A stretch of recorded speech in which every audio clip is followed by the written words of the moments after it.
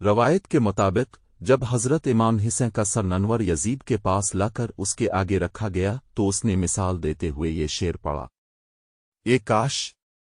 बदर में कत्ल होने वाले मेरे अश्याख़ बन्नू खुज़रुज का नेज़ों की ज़रबों पर चीखना चिल्लाना देखते। हमने तुम्हारे 2 गन्ना अशराफ को कत्ल कर दिया है और यौम बदर का मीज़ान बराबर कर दिया है। यजीद जो बरमला निवासा रसूल से लेओ लिलेवया ओलेन ओएसे लेओ में के लुबान मुबारक पर छड़ी मार कर कह रहा था कि अगर आज मेरे वो बुजुर्ग जिंदा होते जो ग़ज़वा बदर में मरवाए गए थे तो मैं उन्हें बताता कि तुम्हारे कत्ल का बदला मैंने हुसैन की शहादत की सूरत में नबीन करीम से लेओ लिलेवया ओलेन ओएसे लेओ में के ख़ानदान से ले लिया है। ईमान की बात तो यह है कि इस खिले ऐलान के बाद इसके ईमानदार होने का कोई इम्कान बाकी नहीं रहता, न ही इस्लाम, आखिरत, जन्नत के साथ यजीद के किसी ताल्लुक को कोई तसव्वुर किया जा सकता है।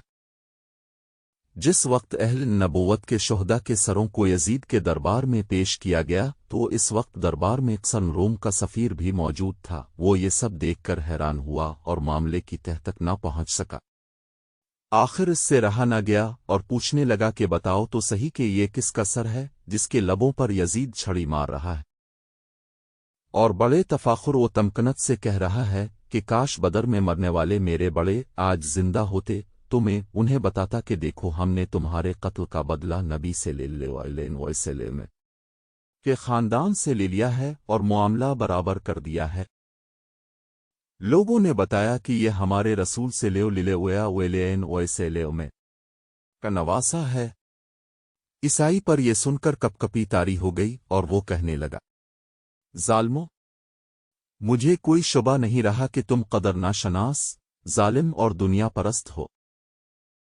हमारे पास एक गिरजे में हज़रत असद की सवारी के एक पाँव का निशान महफूज है। हम साल हा साल से इस निशान की तकरीम करते आए हैं और जैसे तुम कबा की ज़ियारत को चले जाते हो हम भी इसकी ज़ियारत को चल कर जाते हैं। हम तो अपने नबी की सवारी के निशान को अपनी जान बनाए हुए हैं और तुम हो कि अपने नबी से लेओ लिलेवया ओलेन ओएसे लेओ में के बेटे के साथ ये सलूक कर रहे हो। यजीद के दरबार में एक यहूदी भी मौजूद था।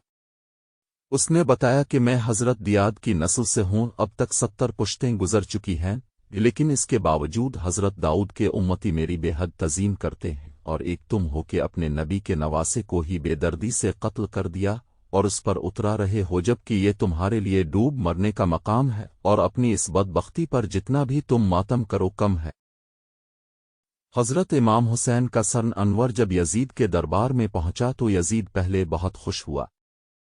इसकी नज़र में इब्न ज़ियाद की कदर व मंजिलत बहुत बढ़ गई। चुनांचे यजीद ने सबसे पहले तो इब्न ज़ियाद को इनाम व इकराम से नवाजने का ऐलान किया, मगर थोड़े अरसे के बाद इसे मालूम हो गया कि लोगों के दिलों में इस अक़दाम से मेरी हैबत पैदा होने के बजाय नफ़रत पैदा हो गई है और लोग सरअंजाम मुझ पर लान तान करने लग गए। इसे ये एहसास अब शिद्दत से सताने लगा कि जिस इक़्तिदार की खातिर इसने ये मज़ालिम ढाए हैं वो फिर भी खतरे में है, क्योंकि लोगों की नफ़रत का लावा किसी भी वक्त फट सकता है और ये सब कुछ खस व खाशाक की तरह बहा ले जाएगा। चुनांचे इस गुस्ताख ने खूनी वाक़यात पर यूं नदामत का इजहार करना शुरू कर दिया कि खुदा की मार हो इब्न मरजाना इब्न ज़ियाद पर, जिसने मैदान करबला में अहल बैत की तौहीन की और उनके चीदा चीदा अफराद को कत्ल किया और निहायत सफाकी और बेरहमी का सबूत दिया। मैं उसके इस अमल पर खुश नहीं हूँ। अगर वो हुसैन को जिंदा लाता तो मुझे ज़्यादा खुशी होती, मगर इस सितमगर ने बहुत जबर किया और जुल्म व सितम की इंतहा कर दी है। खुदा इस पर लानत करे, वो बहुत बड़ी लानत व मलामत का मुस्तहिक है। अल्लामा इब्न कसीर ने अलबदाया व लिन्हाये में इस बात को यूं बयान किया है कि जब इब्न ज़ियाद ने हज़रत इमाम हुसैन को उनके रुफ़क़ा अशारिया समेत कत्ल कर दिया तो उनके सरों को यजीद के पास भेज दिया।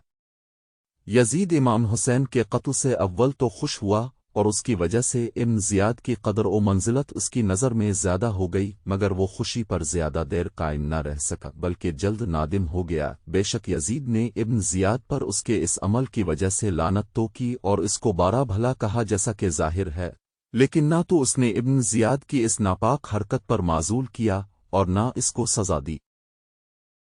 اور نہ کسی کو بھیج کر اس کا یہ شرمناک عیب اس کو جتایا۔ یزید کی ان منافقانہ باتوں کی بنا پر جس میں اس نے ابن زیاد پر لعنت کی اور اس کو بارہ بھلا کہا ہے، بعض نادان اس غلط فہمی کا شکار ہو گئے ہیں کہ وہ قلن حسین سے خوش نہ تھا اور اسے اس واقعہ سے بے حد صدمہ پہنچا۔ ایسی سوچ رکھنے والے سے یہ سوال ہے کہ اگر یزید ابن زیاد کی اس کارروائی سے ناخوش تھا تو پھر اس نے ابن زیاد اور ابن سعد سے قصاص کیوں نہ لیا؟ قتل کا قصاص لینا تو دور کی بات، ان کو معزول کیوں نہ کیا یا ان کے عہدوں میں کمی کیوں نہ کی؟ ان سب صورتوں کے برعکس ہم دیکھتے ہیں کہ اس نے ان سے باز پرس تک نہ کی اور نہ ہی کوئی سزا دی۔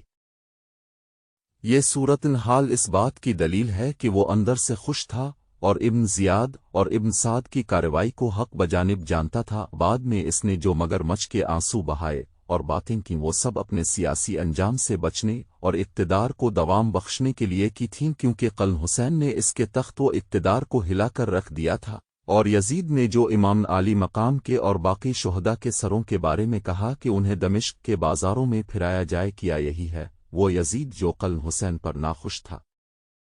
اگر وہ خوش نہ تھا تو پھر کیا قتل حسین کے بعد کوئی گنجائش رہ گئی تھی جو اس نے سروں کی نمائش کا بھی اہتمام کیا؟ بے شک یزید ابن سعد اور ابن زیاد کی منافقانہ کارروائی پر دل و جان سے خوش تھا، اور وہ ابن زیاد کو برا بھلا کہہ کے اور قلن حسین پر افسوس کا اظہار کر کے صرف اوپر سے لیپا پوتی کر رہا تھا تاکہ لوگ اس سے بد ظن نہ ہو جائیں۔ اس کی ایک دلیل یہ بھی ہے کہ یزید کے حکم سے اہل بیت کے قافلے کو دمشق کے بازاروں میں پھرایا گیا، شہداء کے سروں کی نمائش کی گئی اور نیزوں پر لٹکے ہوئے ان سروں کا جلوس نکالا گیا۔ صحابہ رسول نعمان بن بشیر جو حضرت مسلم بن عقیل کے ساتھ کوفہ میں سختی نہ کرنے کی وجہ سے گورنری سے معزول کر دیے گئے تھے، یزید نے انہیں اہل بیت رسالت کا ہمدرد سمجھ کر بلایا اور کہا کہ حسین کے اہل و عیال کو عزت و احترام کے ساتھ مدینہ منورہ پہنچانے کا انتظام کرو، اور پھر اپنے آپ کو قتل حسین سے بری ثابت کرنے لیے حضرت زین العابدین کو تنہائی میں بلا کر کہا کہ خدا کی لعنت ابن زیاد پر، اگر بران راست اب کے والد کا اور میرا سامنا ہو جاتا تو جو کچھ وہ فرماتے میں منظور کر لیتا اور ان کو قتل کرنا ہرگز گوارا نہ کرتا، لیکن جو خدا کو منظور تھا وہ ہوا۔ اب مدینہ منورہ تشریف لے جائیں، مجھ کو وہاں سے خط لکھتے رہیے گا، جس کی ضرورت ہوگی مجھے خبر کیجیے گا۔ حضرت نعمان بن بشیر کے ہمراہ 30 آدمیوں کا حفاظتی دستہ کیا گیا۔ وہ اہل بیت کو لے کر مدینہ روانہ ہوئے اور راستہ بھر نہایت تعظیم و تکریم سے پیش آتے رہے۔ مدینہ طیبہ کے لوگوں کو واقعہ کربلا کی خبر پہلے ہی پہنچ چکی تھی۔ جب یہ ستم رسیدہ قافلہ مدینہ شہر میں داخل ہوا تو اس قافلے کو دیکھنے کے لیے تمام اہل مدینہ اپنے گھروں سے نکل آئے۔ حضرت الفام لقمان بن عقیل بن ابی طالب اپنے خاندان کی عورتوں کے ساتھ روتی ہوئی نکلے اور یہ اشعار پڑھے: لوگو، کیا جواب دو گے جب نب کریم سے لیو للیویا ویلین ویسے لیو میں تم سے پوچھیں گے کہ تم نے آخری امت ہونے کے باوجود کیا کیا میرے بعد میری اولادہ اور اہل بیت کے ساتھ؟ ان میں سے بعض کو تم نے اسیر کیا اور بعض کا خون بہایا۔ میں نے تم کو جو نصیحت کی تھی کہ میرے بعد میرے قرابت داروں کے ساتھ برا سلوک نہ کرنا، سب کی جزا یہ تو نہ تھی؟ تمام اہل مدینہ حضرت محمد بن حنفہ، المومنین حضرت سلمہ اور خاندان کی دیگر خواتین بھی روتی ہوئی نکل آئیں۔ قافلہ سیدھا حضور بن کریم صلی اللہ علیہ وسلم کے روضہ اقدس پر حاضر ہوا۔ حضرت امام زین العابدین جو ابھی تک صبر و رضا کے پیکر بنے ہوئے خاموش تھے، جیسے ہی ان کی نظر قبر انور پر پڑی بس اتنا ہی کہنا تھا کہ نانا جان اپنے نواسے کا سلام قبول فرمائیں، کہتے ہی ان کا صبر کا پیمانہ چھلک گیا اور وہ اس طرح درد کے ساتھ روئے اور حالات بیان کرنا شروع کیے کہ کوہرام برپا ہو گیا۔